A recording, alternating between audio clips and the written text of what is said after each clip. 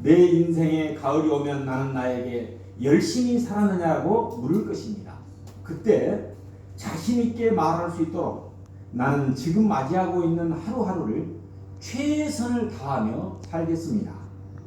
내 인생에 가을이 오면 나는 나에게 사람들에게 상처를 준 일이 없었느냐라고 물을 것입니다. 그때 자신 있게 말할 수 있도록 사람들을 상처 주는 말과 행동을 하지 말아야 하겠습니다. 내 인생에 가을이 오면 나는 나에게 삶이 아름다웠느냐라고 물을 것입니다.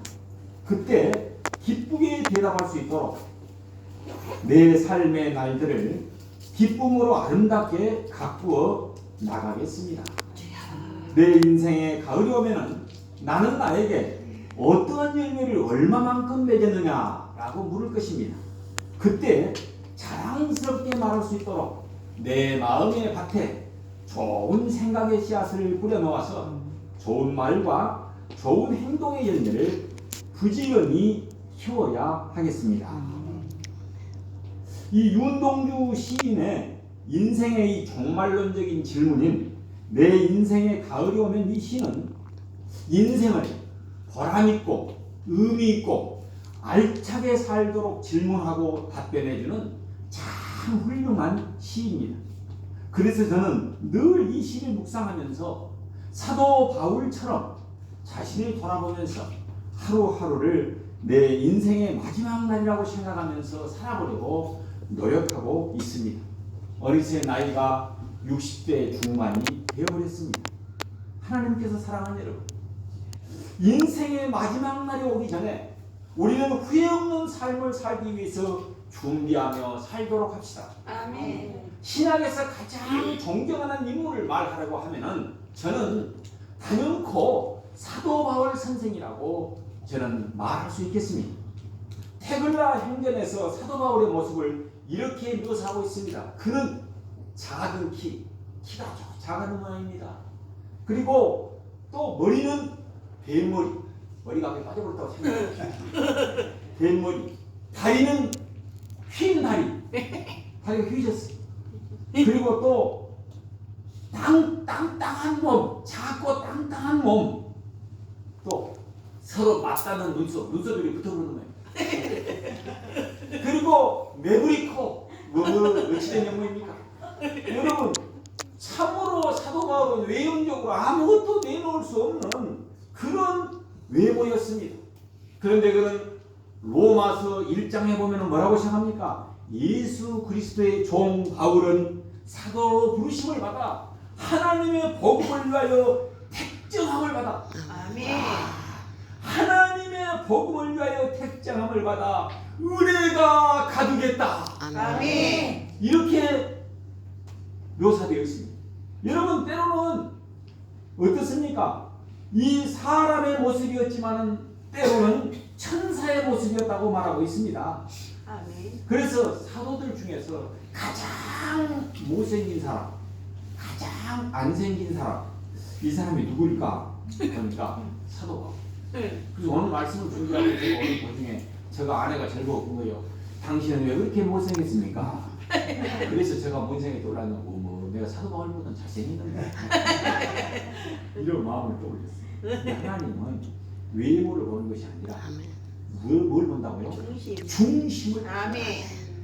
여러분, 중심을 보시기 바랍니다. 아멘. 그래서 저는요, 이렇게 살면서 때에 따라서는 사람을 볼 때 눈 감고 좀 봅니다.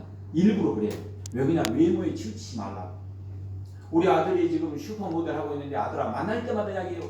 너가 외모를 자랑하나 하나님은 중심을 보시느냐. 아멘. 중심을 봐라. 중심을 봐라. 중심을 봐라. 이 말을 자꾸 이야기해요. 왜 그냥 세상 사람들은 외모를 봅니다. 잘생긴 걸 봅니다. 그리고 어때요? 세상 따라서 추락해버리는 것입니다.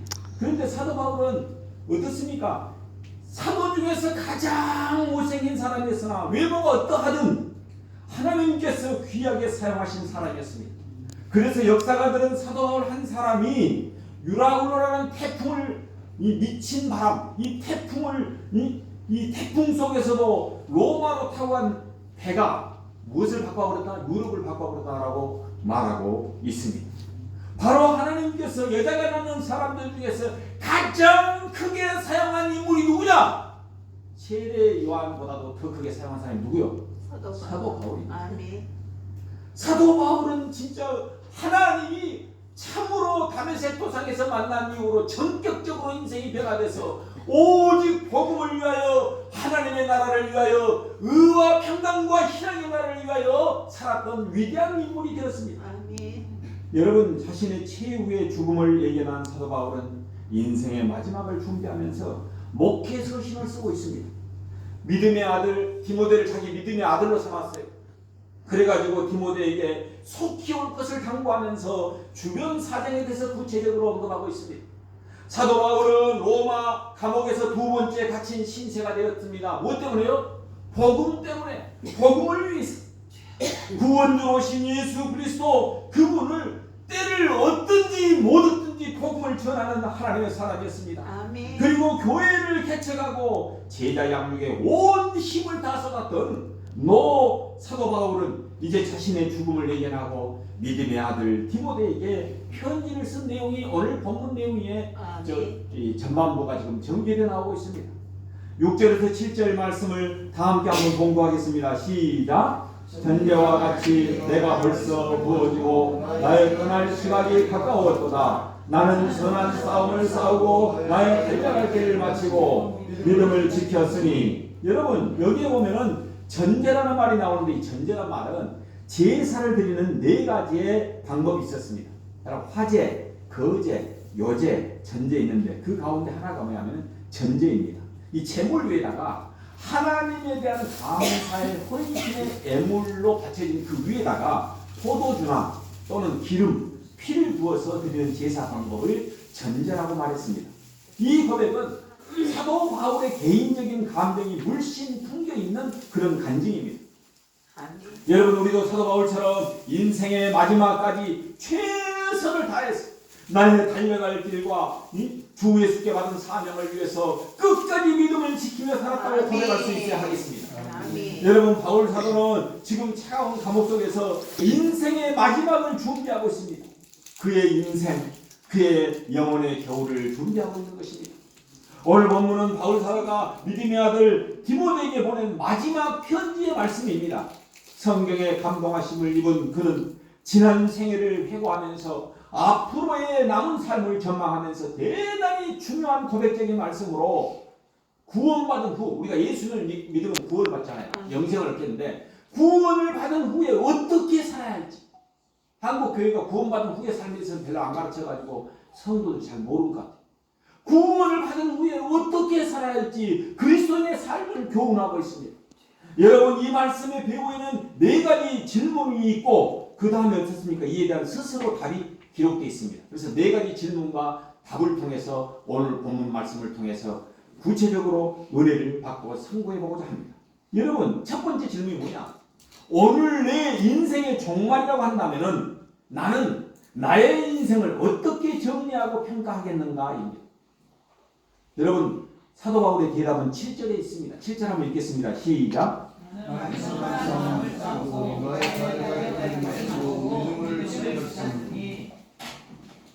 그렇습니다. 나는 나의 인생을 어떻게 정리하고 평가하고 있습니까? 나는 선한 싸움을 싸우고 믿음을 지켰고 달려갈 길을 마쳤다라고 말하고 있습니다. 아멘.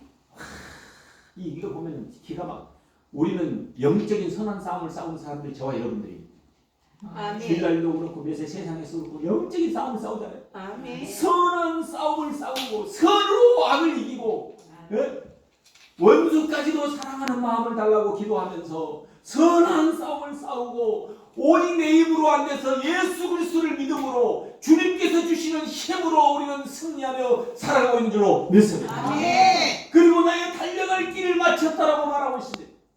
여러분, 후회 없는 삶을 위하여 이 같은 질문이 필요하고 이 정직한 대답이 요구되는 것입니다. 여러분들은 어떻게 살아왔다고 평가하십니까? 저도 저 역시 대학 시절에 예수님을 만난 후로 근 30년 동안 믿음의 선한 싸움을 싸우고 믿음을 지키며 중단 없이 표대를 향하여 달려왔습니다. 이 말씀을 준비하면서 한번 생각해 보니까 광주 대한교회에 갔을 때 보니까 교회가 건축으로 인해서 부채로 엄청난 어려운 가운데 있었습니다. 그때 저는 영적인 대전쟁이 시작됐습니다. 한 달에 600에서 1000만원 이자를 갚아야 되는 그런 상황 속에서 성도들은 이 정도밖에 안 되는 거예요. 그런데 그 빚을 갚아야 되는 거예요. 그러면서 그냥 영적인 대전쟁 가운데 싸움을 시작했습니다.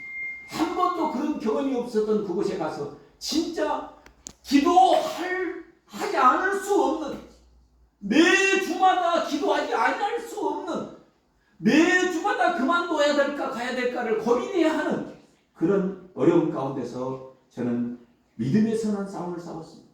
그리고 아내는 교회 어려우니까 부산에서 교사 생활하다가 애들 싣고 한 놈 두식이 석삼도 울고 울고 여섯 명을 싣고 왔다리 갔다리 나는 교회를 살리려고 죽게 아니면 살리고 버티고 아니고 예?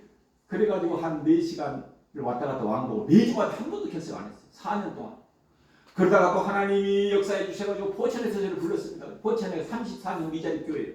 그 교회에서 불러서 그때 이제 아내가 또 부산에서 포천까지 와야 되니까 7시간 8시간 걸려요. 아마 대한민국에서 그런 경우는 아마 없을 거예요. 나는 또 교회 지킨다고 애기 3명 데리고 막둥이 5째 지금 모델한 애 3명 데리고 키우면서 저는 교회를 살려보겠다고 또 주여 나의 달려갈 길과 주 예수께 받은 사명을 위해서 목숨을 바치고 전진해야 된다는 생각을 가지고 주께는 사명을 갖고 아래는 7시간 8시간을 매주마다 한 번도 결석 안 하고 왕래했어요. 죽게 하면 살고 살았습니다. 그런데 잘못하면 이제 티코 하나 사갖고 저기는 타고 다니겠다고 해요. 야 잘못하면 죽게 생겼구나 싶어가지고 제가 할 수 없이 지금 SM7이 그때 그 부이지 안에 살리려고 그래가지고 제가 중단 없는 전진을 하면서 믿음의 선한 싸움을 싸우고 제가 중단 없이 달려왔습니다. 그랬더니 어제 그 교회 장로님 전화가 왔어요. 우리 교회 장로님하고 만났는데 광양에서 목회한다고 하니까 광양 그 신중시 목사님 아냐고 아이고 나가 잘한다고 서로 이야기하는 거예요. 그러니까 이미 지난 일이지만 그분들이 또 좋은 평가를 해주시고 또 격려를 해주셔서 큰 힘이 되었습니다. 오늘 이 교회 와보니까 우리 교회하고 비슷하네 크기가. 여기 너무 은혜롭습니다. 아멘. 의자는 우리 교회보다 배가 많네 보이네. 여기 20개인데 여기 40개. 와 교회가 크게 보입니다. 하나님 이렇게 만들어놨어요. 아멘. 네, 옛날에는 막 큰 교회 건물 높은 교회 이런 교회를 또 좋아하다가 하나님 완전 마음을 바꿔가지고 이 작은 교회를 사랑하고 아멘. 이곳이 하나님이 역사하고 있다는 사실을 아멘. 내가 변해야 된다는 사실을 깨닫게 됐습니다. 아멘. 여러분 우리 모두가 사도 바울의 영성을 닮으시길 바랍니다. 아멘. 그렇습니다. 여러분 이 교부 폴리갑은 예수 그리스도를 부인하면 살려준다고 이렇게 했답니다. 그때 나이가 이제 고령 나이 70이 넘는 나이에 예수님만 너가 부인해 불면 살려준다. 근데 자기가 지금까지 예수님이 나와 함께하면서 지켜줬는데 내가 어떻게 예수님을 부인해야 해가지고 순교를 했습니다. 근데 그분은 이렇게 했답니다. 매일 잠자기 전에 내일 아침에는 하나님 나라에서 눈 뜨게 될 것으로 준비하였다는 이야기했습니다. 평소에 준비하는 거예요. 내일 아침이면 주님을 만나게 될 것이다. 주님 품에 가게 될 것이다. 이런 믿음으로 살았다고 합니다. 그래서 전번에 터키 갔더니 그 폴리가 순교 기념관에서 제가 사진도 찍고 저 자신을 돌아보는 그런 시간을 갖고 돌아왔습니다. 여러분 우리도 이제 장례식이 나면 장례식에 갔을 때 그 장례를 임한 그 사람만 생각할 것이 아니라 내가 만약에 죽게 된다면은 여기 장례식에 참여한 사람들이 조서로 나를 어떻게 평가할까를 여러분 생각해보는 시간을 갖게 되시길 바랍니다. 그러면 의미 있는 삶을 살게 될 줄로 믿습니다. 아멘. 여러분 두 번째 질문은 오늘이 내 인생의 종말이라고 한다면 나는 무엇을 하겠는가입니다. 사도 바울은 그 대답을 6절에서 이렇게 말하고 있습니다. 관제와 같이 내가 부음이 되었다. 여러분 그 당시 제사제도에서 마지막 피 한 잔을 제단 앞에 쏟아붓는 행사를 의미하고 있습니다. 이게 뭐야? 순교의 피입니다. 순교의 피. 이 심장에서 뛰고 있는 피 한 방울을 바치겠다는 결단이었습니다. 여러분에게 마지막까지 가장 중요하다고 생각한 일이 무엇이라고 여러분들이 생각하십니까? 그 가정교회에서는 생명의 삶에서 가장 중요한 것을 관계라고 합니다. 관계. 하나님과 나와의 관계. 수직적인 관계. 아멘. 이웃과 수평적인 관계, 사랑의 관계. 이 관계라고 말하고 있습니다.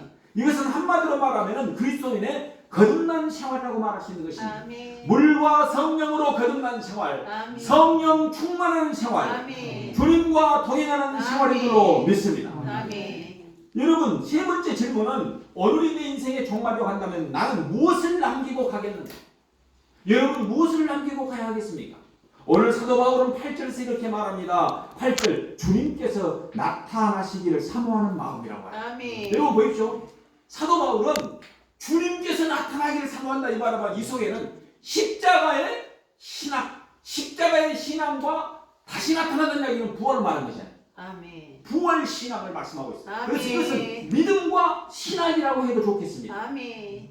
여러분, 작은 예수 사도 바울의 이 신앙과 신학이 2000년 기독교 역사에 끼친 영향력은 대단합니다. 아멘. 여러분, 초대교부의 신학들이 어디에 기초하고 있냐? 사도 바울 신학에 기초하고 있는 것입니다. 중세 어거스틴을 비롯해서 12세기 토마스 아퀴나스, 그 다음에 16세기 종교개혁자들인 루터와 깔덴 선생의 그 훌륭한 복음적이고 성서적인 신학이 모두 다 사도 바울의 신학에 기초한다고 볼 때 그는 진실로 귀중한 걸작품을 이 세상에 남겼습니다. 아멘. 여러분, 재산을 남기는 것도 중요하고 기술을 남기는 것도 좋고 명예를 남기는 것도 좋겠지만 좋은 학문을 남기는 것도 좋은 일입니다. 그러나 이 지구촌과 후손들인 다음 세대인 남기는 것은 무엇보다도 소중한 것입니다. 그것이 뭐입니까? 하나님의 나라를 위해서 복음적인 삶, 아멘. 신앙적인 삶, 아멘. 여러분 성령 충만한 삶, 아멘. 물과 성령으로 거듭난 삶, 아멘. 주님과 동행하는 삶. 아멘. 여러분, 이보다 중요한 것이 어디 있겠습니까? 이것을 남기는 아멘. 것이 중요한 줄로 믿습니다. 아멘. 그래서 우리 고사성어예요. 호랑이는 죽어서 무엇을 남기고? 가죽을 남기고. 사람은 죽어서 뭘 남기고? 이름을 남긴다. 아멘. 호사유피 인사유명이라는 말이 있습니다. 제가 어렸을 때부터 우리 할아버지는 유학자여가지고 나에게 귀가 닳도록 말해줬습니다. 아들아, 손자야, 예. 호랑이는 죽어서 무엇을 남기냐? 가죽을 남깁니다.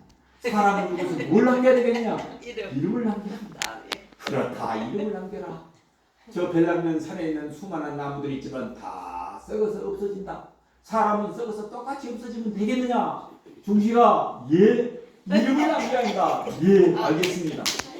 그리고 문종불절 글씨를 남겨라. 지금 복음을 해석하면요, 복음의 씨앗을 남겨야 한다는 것입니다. 아멘. 복음의 씨앗을 심고 물을 주고 거름을 주고 30배, 60배, 100배로 풍성히 남겨야 한다는 이 생각을 어린 미숙한 나에게 심고 또 심고 완전히 세뇌를 시켜버렸습니다. 그래서 저도 이제 예수님을 믿고 주의 종이 돼가지고 뭔 생각이 드냐면, 주여, 내가 무엇을 남기겠습니까? 복음의 삶을 살았다는 것을 남겨라. 아멘. 이런 것이 자꾸 떠오르는 것이에요. 예? 여러분, 그래서 이 베드로는 어땠어요? 베드로는 고기 잡는 어부였습니다. 고기 잡아야지 먹고 살잖아요.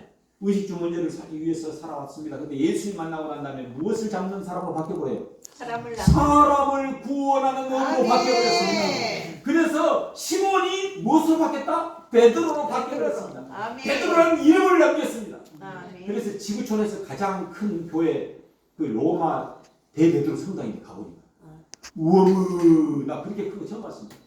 육안으로 볼 수가 없어. 비행기 타고 봐야죠. 얼마 베드로는 집 한 채 그렇게 크게 진 적이 없는데 사람들이 기념으로 이렇게 지준 거예요. 그래가지고 안에 들어가서 베드로 성당을 돌아봤더니 베드로가 이렇게 서 있는데 엄지발가락이 날아가는 거 없어요. 사람들이 다니면서 고기 잡는 어부가 사람을 구원하는 어부가 됐다고 하니까 얼마나 사모했는지 엄지발가락 만져갖고 그 봉이 날아가는 거 없어. 그 수십 명, 수천 명, 수백 명이 왔다 갔다 하면서 만지는 거예요. 주님, 나도 이 사람같이 해주세요. 나도 이 사람같이 해주세요. 나도 한번 만졌습니다. 근데 베드로는 시몬이 베드로로 바뀌어버렸어요. 그래서 저 호 중에 하나가 반석이 들었어요. 베드로같이 돼야 되겠구나. 여러분, 아브라함이 열국의 아버지 아브라함으로 바뀐 줄로 믿습니다. 아멘. 훔치는 자, 잡는 자, 붙잡은 자, 야곱이 무엇으로 바뀌었습니까? 이스라엘로 바뀌었습니다. 아멘. 오늘 본문에 기록했던 사도 바울이 무엇으로 바뀌었습니까? 사울이 바울로 바뀌었습니다. 아멘. 여러분의 이름이 거룩한 이름이 여러분 하나님께 칭찬받는 이름으로 남겨주시기를 바랍니다. 아멘. 그렇습니다. 그래서 사도 바울은 오늘이 인생의 내 마지막이라는 생각을 가지고 정말 넘겨진 삶을 삶으로 13개의 서신을 써버렸습니다. 와, 이 못생기고 안 생긴 사람이 말도 잘 못했다 그래요. 그랬는데 서신서를 썼는데 13개 서신이 성경이 되어버릴 줄 누가 알았겠습니까? 여러분, 우리가 가는 거는 로마서, 고린도전서, 고린도후서, 그 다음에 갈라디아서, 에베소서, 빌립보서, 골로새서, 빌레몬서, 데살로니가전서, 데살로니가후서, 디모데전서, 디모데후서, 그 다음에 빌레몬서, 히브리서, 총 13개의 서신을 써가지고 오고 가는 시대의 수많은 사람들에게 어떠한 마음가짐과 가치관을 가지고 인생을 살아야 할지를 말씀해주고 있습니다. 아멘. 그리고 그분은 하나님의 나라, 로마서 14장 17절 말씀, 의와 평강과 희락의 나라, 아멘. 이 하나님의 나라를 이루기 위해서 아침에 눈만 뜨면은 생각이 뭐냐? 하나님의 의를 이루는 것입니다. 내 의가 아니라, 여러분, 내 정의사의 구현을 이루는 것이 아니라 하나님의 의. 그래서 믿음으로 의롭다고 일컫는 그 하나님의 나라의 의를 이루기 위해서 아침에 눈만 뜨면은 그걸 위해서 기도하고 실천했습니다. 평강, 여러분, 의와 평강은 여기서 샬롬 했잖아요. 우리 이 교회 이름이 평안인데, 평안이 우리 헬라어로는 에이레네라고 이야기합니다. 아멘. 그래서 히브리어는 샬롬이라고 해요. 평안, 아멘. 화목, 평강. 그게 예수님께서 십자가에 죽고 난 다음에 부활하신 가장 먼저 와서 뭐라 합니까? 너희에게 평안이 말지어다. 아멘. 이 평안교회가 주님의 평안이 마음으로 아멘. 근근히 살아가시길 바랍니다. 아멘. 여러분, 하나님의 축복이 많이 줄로 믿습니다. 아멘. 그렇습니다. 사도 바울은 이렇게 의와 평강과 희락의 나라를 위해서 살아가도록 우리를 인도해 주실 뿐만 아니라 예수님께 붙잡힌 삶을 삶으로 생명록책에 그 이름이 기록된 누구냐? 바로 사도 바울입니다. 아멘. 마지막 질문은 뭐냐면, 오늘이 내 인생의 종말이라고 한다면 나는 무엇을 희망하겠는가? 여러분, 오늘이 인생의 만약 마지막이고 끝이라면 여러분들은 무엇을 희망하면서 살겠습니까? 오늘 끝이라면 주님께 뭘 여러분 부탁하겠습니까? 무엇을 요구하겠습니까? 오늘 본문에 보니까 사도 바울은 8절에 뭐라 하냐? 의의 멸류관이라고 말해요. 아멘. 의의 멸류관. 이 얼마나 원하고 바라는 희망입니까? 아멘. 그가 어떤 삶을 하나님 앞에서 살았느냐에 따라서 우리의 죽음이 절망이 될 수도 있고 희망이 될 수도 있습니다. 기다릴 만한 소망도 될 수 있습니다. 우리가 심판주 앞에, 주님 앞에 섰을 때 주님으로부터 여러분 무슨 이야기를 듣고 싶습니까? 제가 주님 품에 다 간다 그러면은 오늘 이제 마치고 설교 마치고 제가 간다고 가정해 봅시다. 그러면 저는 마음속에 이런 생각이 딱 든 거예요. 예수님께서 이 땅에 오셔가지고 공생애를 시작할 때 세례를 받았잖아요. 세례 요한으로부터. 침례 요한으로부터 세례를 받을 때 하늘에서 음성이 들립니다. 너는 내 사랑하는 아들이요 내 기뻐하는 자라. 아멘. 얼마나 좋은. 그리고 변화산상에 갔을 때 구름에 둘러싸인 하늘에서 구름에서 소리가 나서 들리는 뭐라 하냐면 똑같은 말씀이에요. 이는 내 사랑하는 아들이요 내 기뻐하는 자라. 그러면서 주의 말, 예수님의 말을 들으라 너희들. 그런 아멘. 내가 주님 품에 갔을 때 우리 주님이 날 보고 중시가 너는 내 사랑하는 아들이요 내 기뻐하는 자라. 아멘. 이렇게 나를 칭찬해 주신다면 얼마나 좋을까. 아멘. 저는 그 생각을 해봐요. 마음속에. 그러면서 뭐라고 하면 차가고 충성된 종아 너가 수고했느라 하면서 딱 쓰라고. 그리고 이 칭찬이 뭐냐 멸관이거든요. 그러면서 뭐라고 하면 내 머리를 쓰다듬으면서 중시가 의의 멸관을 계시록 2장 10절에서 나오는 충성된 자에게 주는 생명의 멸관을 씌워준다면 나는 무엇도 부러워하지 않고 주님 감사합니다. 이 부정한 종을 긍휼히 여기시고 대책되었다고 눈물도 많이 흘리고 성품이 없어가지고 가족 안에 한 명 앉혀놓고 설교했던 저가 어쩐지 안에 한 명 앉혀서 설교를 여기 와서 보니까 쓰라린 심정이 느껴져요. 근데 주님은 나를 인정해주고 평가해주고 나 자신을 늘 주님 앞에 신실한 사람으로 살기 위해서 몸부림쳤다면 우리 주님이 여기 교회에 있는 모든 분들을 칭찬해 주실 줄로 믿습니다. 의의 멸관을 주실 줄로 믿습니다. 여러분 생명의 멸관을 주실 줄로 믿습니다.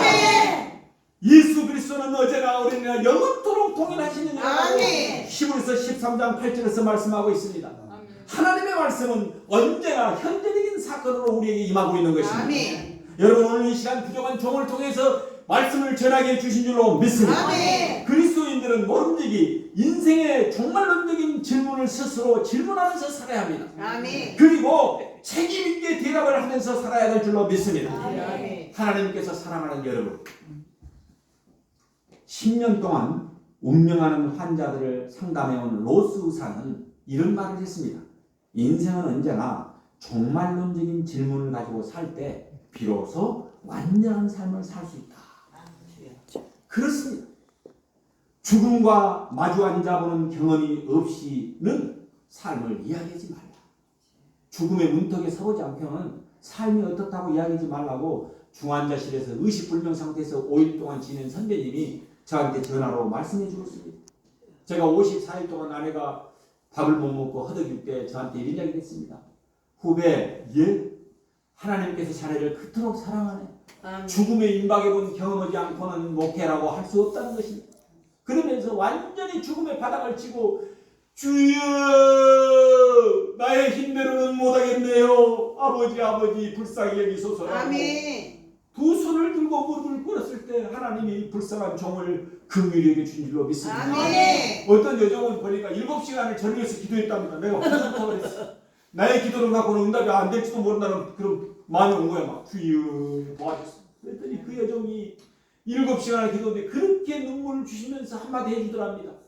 뭐라고 하냐면 그 신중식 그 주의 종을 내가 사랑한다고 하더라고요. 뭐 얼마나 감사해요. 근데 나한테는 안 들려주더라고. 그래서 제가 주님 왜 나한테는 안 들리시고 그래갖고 내가 그 자매를 볼 때마다 감사한 거예요. 세상에. 근데 우리 모두가 드려야 할 음성이 뭐입니까? 사랑하는 아들아 딸아 내가 너를 사랑한다. 아멘. 그보다 좋은 칭찬이 없는 줄로 믿습니다. 아멘. 여러분 오늘 이제부터 영원히 살 것처럼 일하고 오늘이 내 인생의 마지막 날인 것처럼 마음과 목숨과 뜻을 다하여 주 나의 하나님을 사랑하고 아멘. 이웃을 내 자신같이 사랑하며 살다가 아멘. 우리 주님 앞에 섰을 때 칭찬받는 멸류관을 받는 저와 여러분이 되시길 예수 이름으로 축원합니다. 아멘. 기도하겠습니다.